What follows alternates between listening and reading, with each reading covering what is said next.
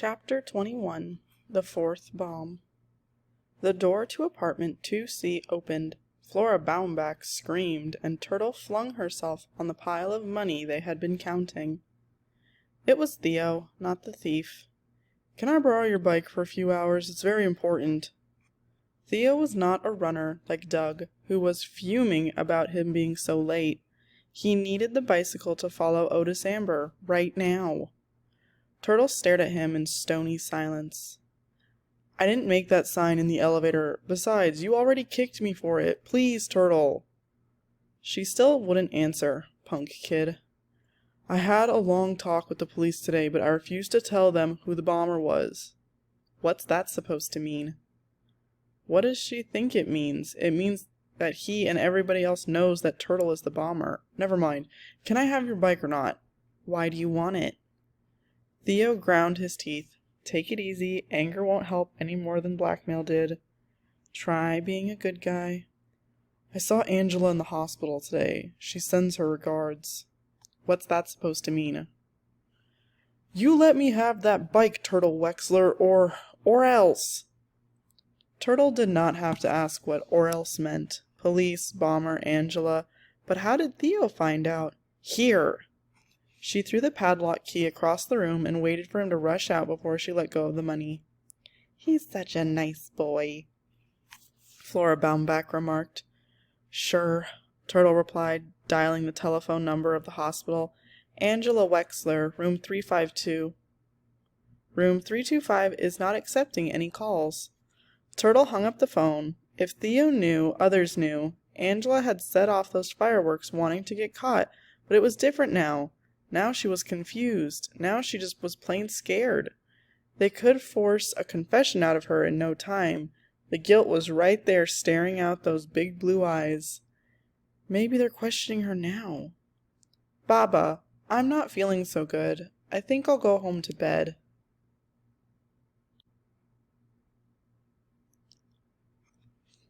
Weaving through rush hour traffic on Turtle's bike, Theo tailed the bus to a seamy downtown district across the railroad tracks where Crow and Otis got off.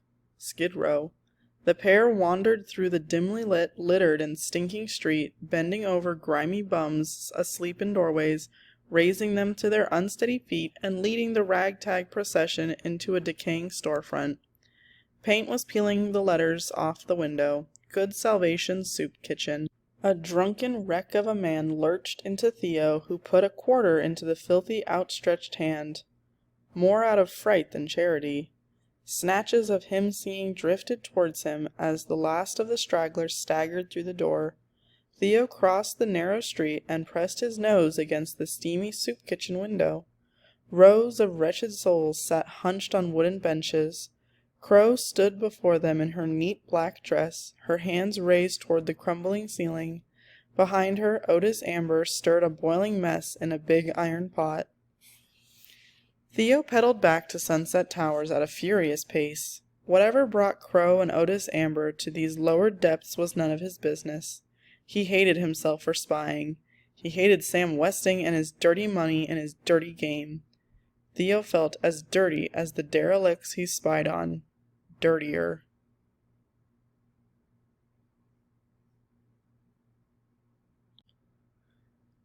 The judge thought they had finished with the heirs.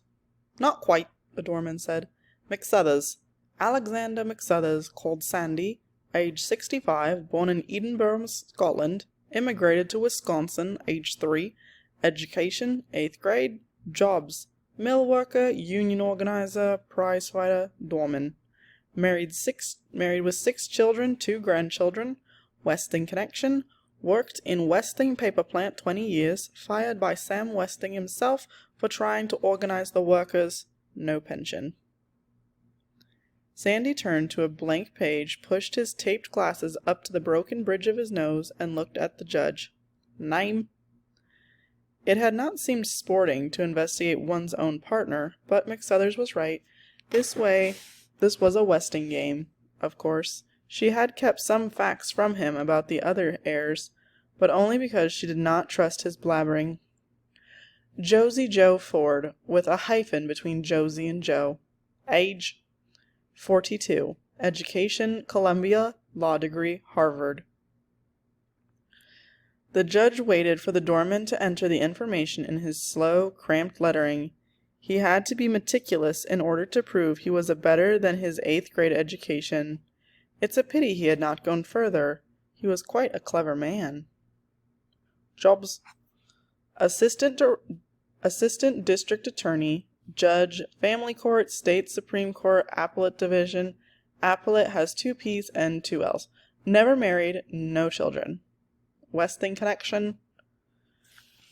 The judge paused, then spoke so rapidly Sandy had to stop taking notes. My mother was a servant in the Westing household. My father worked for the railroad and was the gardener on his days off. You mean you lived in the Westing house? Sandy asked with obvious surprise. You knew the Westings?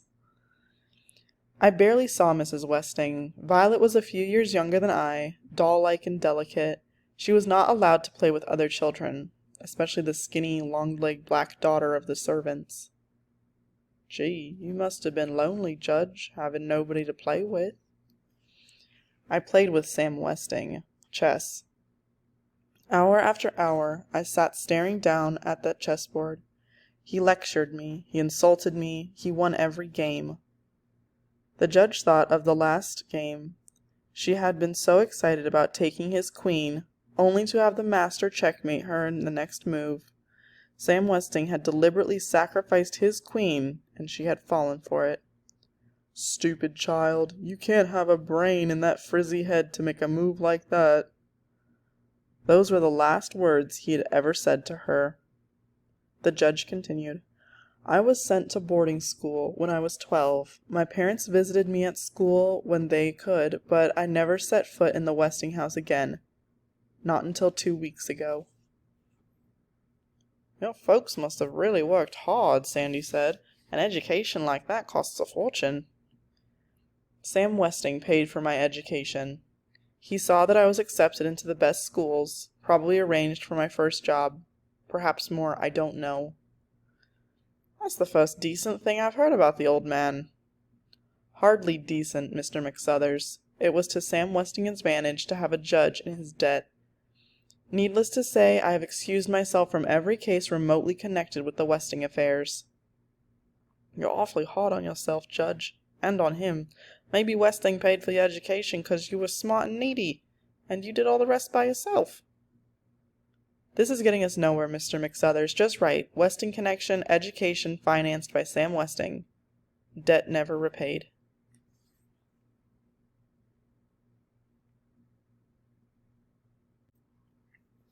Theo, upset over his Skid Row snooping, took out his anger on the up button, poking it, jabbing it until the elevator finally made its way down to the lobby.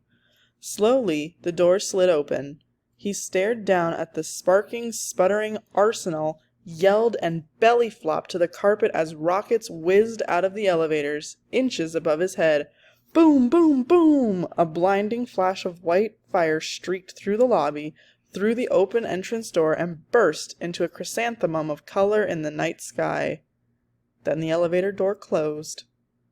The bomber had made one mistake. The last rocket blasted off when the elevator returned to the 3rd floor. Boom! By the time the bomb squad reached the scene, by the way of the stairs, the smoke had cleared, but the young girl was still huddled in the hallway floor, tears streaming down her turtle-like face. For heaven's sake, say something, her mother said. Tell me where it hurts. The pain was too great to be put into words. 5 inches of Turtle's braid was badly singed. Grace Wexler attacked the policeman. Nothing but a childish prank, you said. Some childish prank. Both my children cruelly injured, almost killed. Maybe now you'll do something, now that it's too late. Unshaken by the mother's anger, the policeman held up a sign that had been taped to the elevator wall. The bomber strikes again! On the reverse side was a handwritten composition, How I Spent My Summer Vacation, by Turtle Wexler. Grace grabbed the theme and shook it at her daughter, who was being rocked in Flora Baumbach's arms. Somebody stole this from you, didn't they, Turtle? You couldn't have done this awful thing, not to Angela, not to your own sister. Could you, Turtle? Could you?" "I want to see a lawyer," Turtle replied.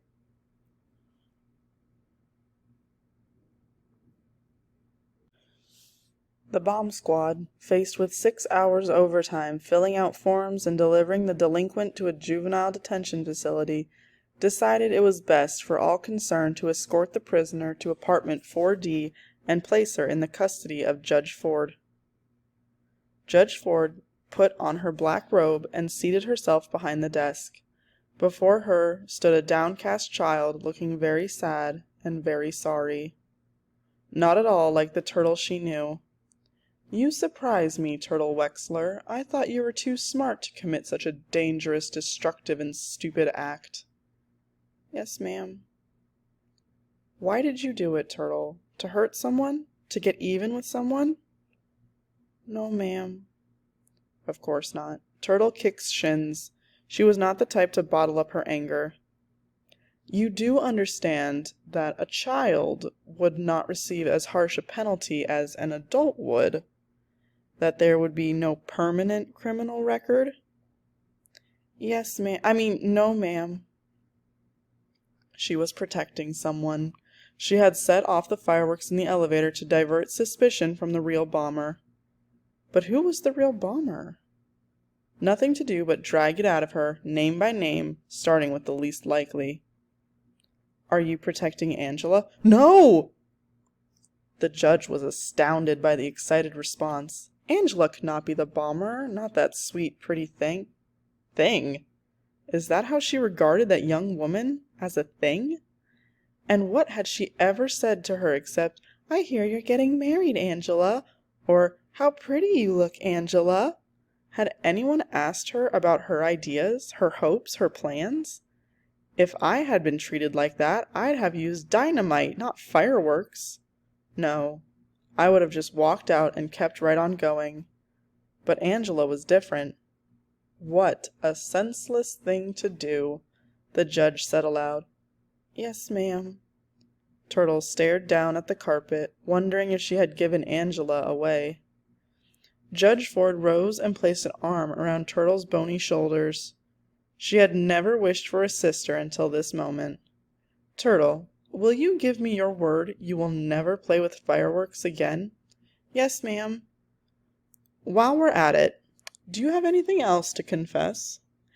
"Yes, ma'am. I was in the Westing house the night Mr. Westing died." "Good Lord, child, sit down and tell me." Turtle began with the Purple Wave's story, went on to the whisperings, the bedded down corpse, the dropped peanut butter and jelly sandwiches, and her mother's cross, and ended with the $24 she had won. "Did either you or Doug Who call the police?" "No, ma'am. We were too scared. We just ran. Is that a crime?" The judge said it was a criminal offense to conceal a murder. "But Mr. Westing didn't look murdered," Turtle argued. "He looked asleep, like he did in the coffin. He looked like a wax dummy." A wax dummy? Now Turtle was the one surprised by the excited response. The judge thinks it might have been a real wax dummy, not a corpse at all? Then what happened to Sam Westing? The judge regained her composure.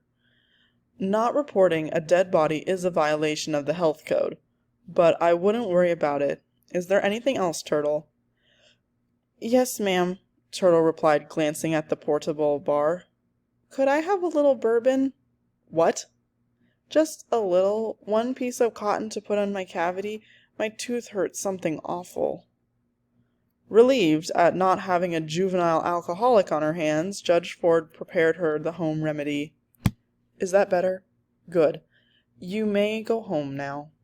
Home meant going to Baba. Baba loved her no matter what, and Turtle didn't care if the others thought she was the bomber, except Sandy.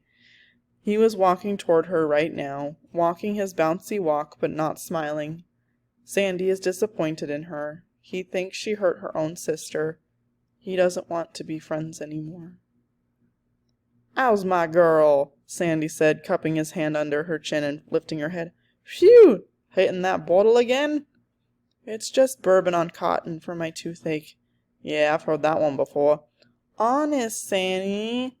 Turtle was pointing inside her wide-open mouth. The doorman peered in. Wow, that's some cavity. It looks like the Grand Canyon. Tomorrow morning you're going to see my dentist. No back talk. He's very gentle. You won't feel a thing. Promise you'll go? Turtle nodded. Sandy smiled. Good. Then down to business. My wife's having a birthday party tomorrow. I thought you and one of your gorgeous striped candles would make a swell present. There's only one candle left, Turtle replied. It's the best of the lot. 6 super colors. I spent a lot of time making it. That's why I wouldn't part with it. But since it's for your wife's birthday, Sandy, I'll let you have it for only $5, and I won't charge you sales tax.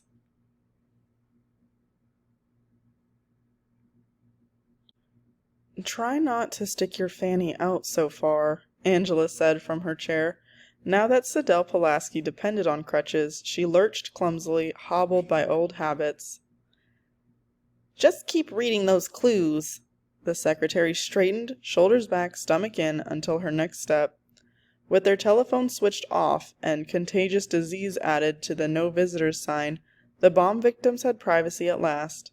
Sidel had twice read the entire will aloud.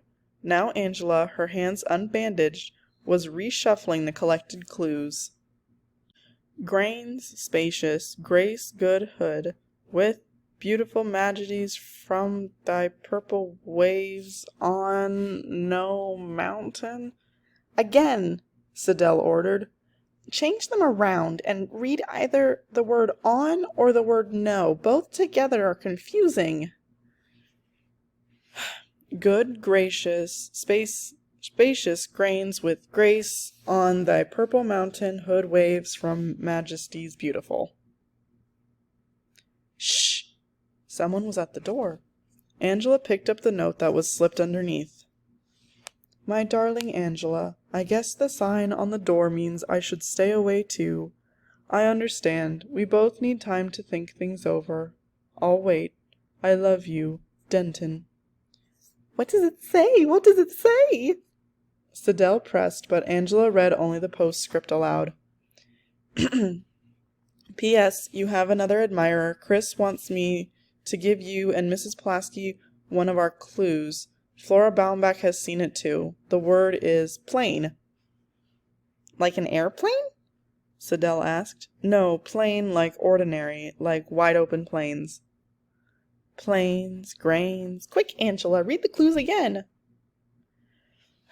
Good hood from spacious plain, grains on with beautiful waves, grace thy purple mountain majesties. That's it, Angela! We've got it! We've got it! Sidel could barely control her excitement.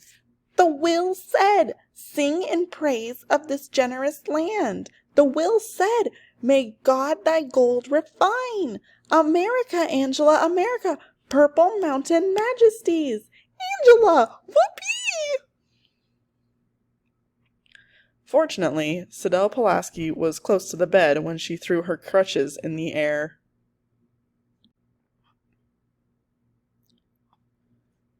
Chapter 22.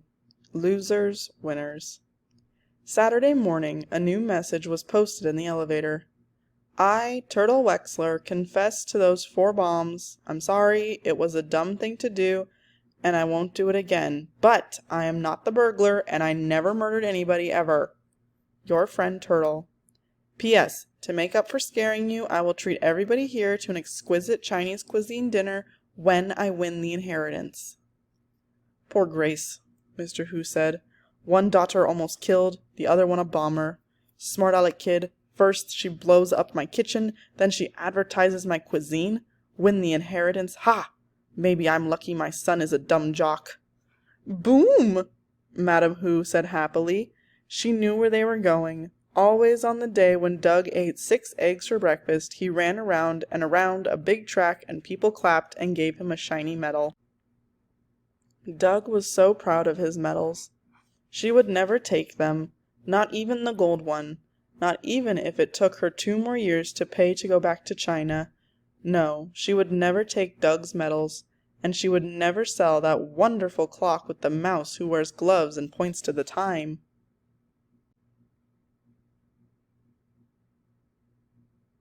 You must be out of your mind, Jake Wexler. Go to a track meet with all those people pointing at me, snickering, saying, "Look, there she is, the mother of Cain and Abel. I'm not even sure if I have the nerve to show my face at the Westinghouse tonight." Come on, Grace, it'll do you good, the podiatrist urged his reluctant wife down the third-floor hall. Stop thinking about yourself for a change. Think how poor Turtle must feel. Don't ever mention that child to me again. Not after what she did to Angela. I'll never told you this, Jake, but I've always had a sinking sensation that the hospital mixed up babies when Turtle was born. It's no wonder she wants to blow us all up. Grace's despair exploded into anger. Oh, I get it. You're putting the blame on me. If you had given her a good talking to about kicking people when I asked, she might not have ended up a common criminal. Whatever became of the fun-loving woman I married? What was her name? Gracie Windacopple? Grace quickly looked around to see if anyone had overheard that ugly name, but they were in the elevator alone. Oh, I know what people think, she complained. Poor Jake Wexler, good guy, everybody's friend, married to that uppity would-be decorator. Well, Angela's not going to have a scrimp and save to make ends meet. She's going to marry a real doctor. I'll see to that. Sure you will, Grace. You'll see that Angela doesn't marry a loser like her father. A real doctor, she says. A podiatrist is a real doctor. Well, it is these days, but when he went to school it was different. He could have gone back, taken more courses, but when he was married by then, a father, oh, who's kidding? Gracie's right, he is a loser. Next she'll mention having to give up her family because she married a Jew. No, she never brings that up. Grace, with all her faults, would never do that. The elevator door opened to the lobby. Grace turned to her silent, sad-eyed husband, the loser. Oh, Jake, what's happening to us? What's happening to me? Maybe they're right. Maybe I'm not a nice person. Jake pressed the closed door button and took his sobbing wife into his arms. It's all right, Gracie. We're going home. The doors opened on the second floor. Mom! What's the matter with her, Daddy? She's crying? Gee, Mom, I'm sorry. It was just a few fireworks. If her mother ever found out who the real bomber was, she'd really go to pieces. Turtle looked even more like a turtle today, with her sad little face peering out of the handkerchief tied under her small chin. Let go of the door, Turtle, Jake said. Have a good time at the track meet. You too, Mrs. Baumbach. Track meet? They weren't going to a track meet, and they sure were not going to have a good time.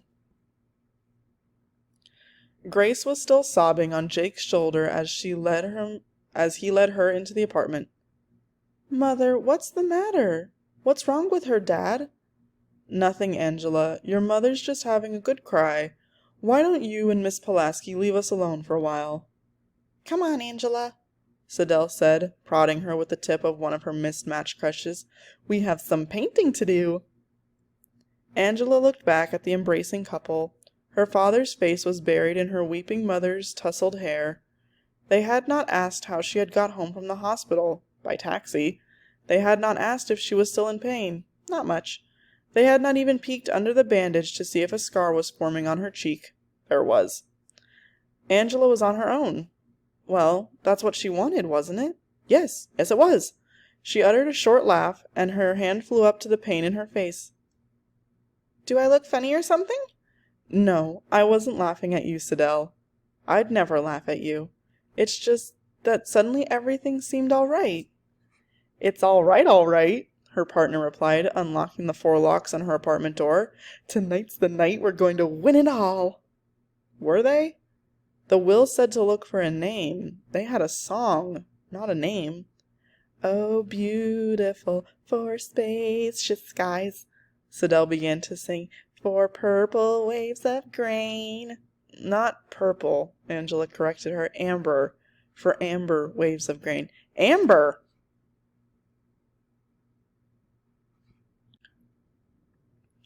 Judge Ford paced the floor. Tonight Sam Westing would wreak his revenge unless she could prevent it. If she was right, the person in danger was the former Mrs. Westing, and if Turtle was right about the wax dummy, Sam Westing himself might be there to watch the fun.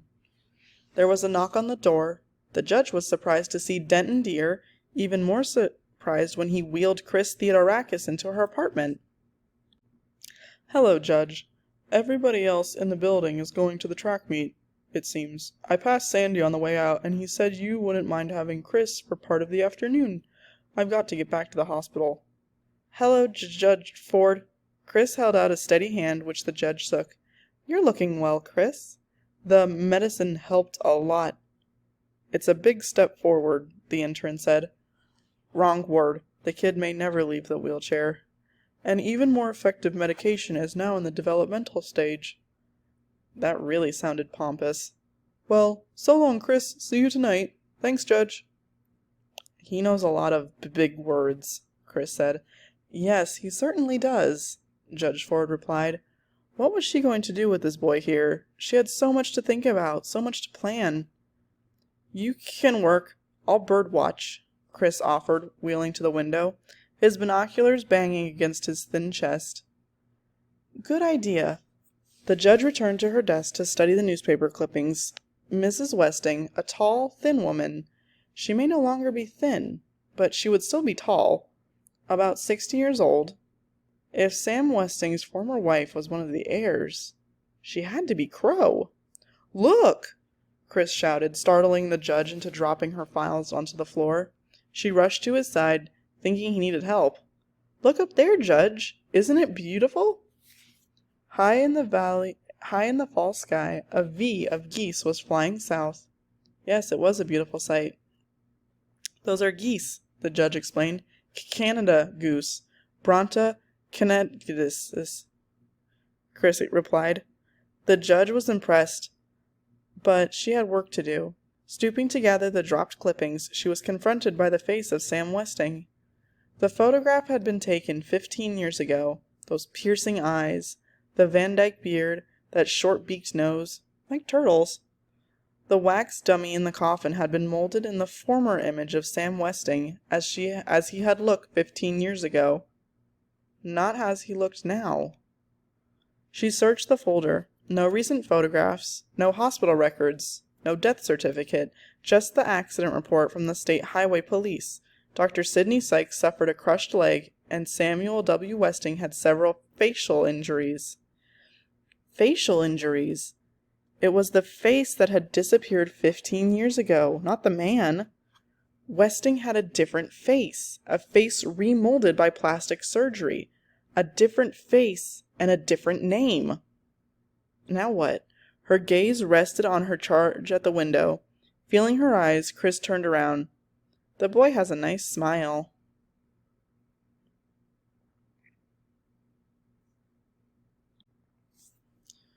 "I hope you are better at filling cavities than making false teeth," Turtle said, gripping the arms of the dentist's chair. In a glass cabinet against the wall, 3 rows of dentures grinned at her with crooked teeth, overlapping teeth, notched teeth. "Those faults are what make the dentures look real," the dentist explained. "Nothing in nature is quite perfect, you know. Now, open your mouth wide. Wider." "Ow!" Turtle screamed before the probe touched the tooth. "Just relax, young lady. I'll tell you when to say ow." Turtle tried to think about other things. False teeth, buck teeth, that rotten bucktooth Barney Northrop stopped by this morning to tell the Wexlers they would have to pay for all the damage done by the bombs. Barney Northrop had called her parents irresponsible and had called her something worse, much worse. He sure was surprised by that kick. It was the hardest one ever.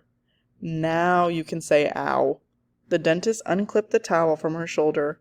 Turtle passed her tongue over the drilled tooth. She had not felt a thing, but the real pain was yet to come. Flora Baumbach was taking her to the beauty parlor to have her singed hair cut off.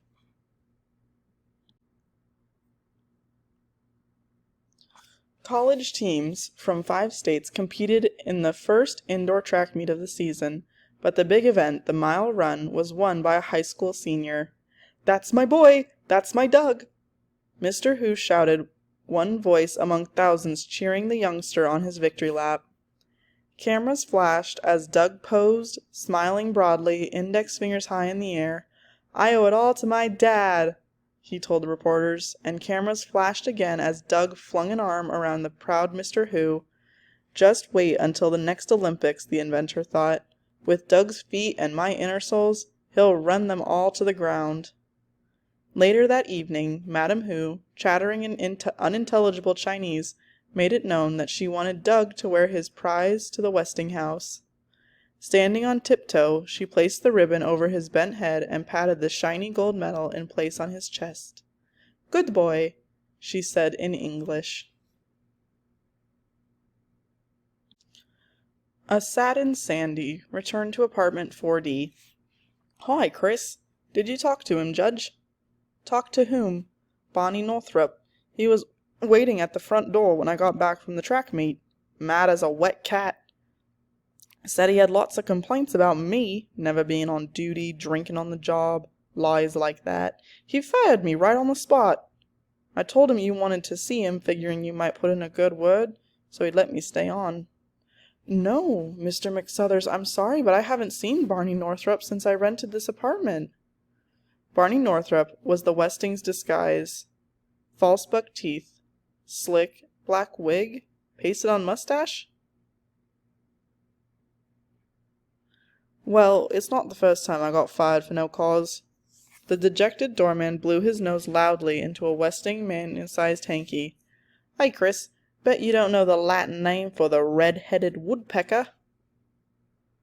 That was a hard one. Chris had to say Melanerpes ethriocephalus very slowly.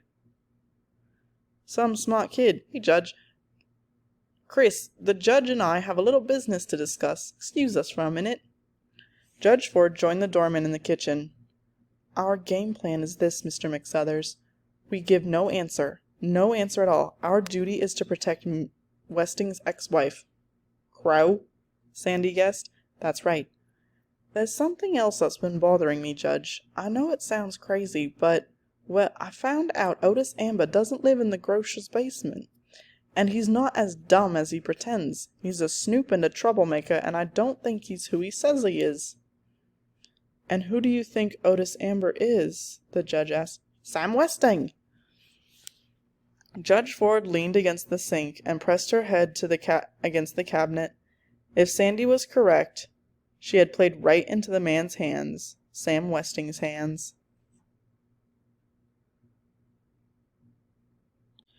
"Come on, Crow. You always like to get there early to open the door for people." Crow had stopped in the middle of the steep road to stare up at the Westinghouse. "I've got a funny feeling that something evil is waiting there for me, Otis. It's a bad house, full of misery and sin. He's still there, you know." "Sam Westing is dead and buried. Come on, if we gotta give the money back, and we already spent on the soup kitchen." "I feel his presence, Otis. He's looking for a murderer, Violet's murderer. Stop scaring yourself with crazy notions. You sound like you're on the bottle again." Crow strode ahead. "I didn't mean that, Crow, honest. Look up there at that moon. Isn't it romantic?" "Somebody's in real danger, Otis, and I think it's me."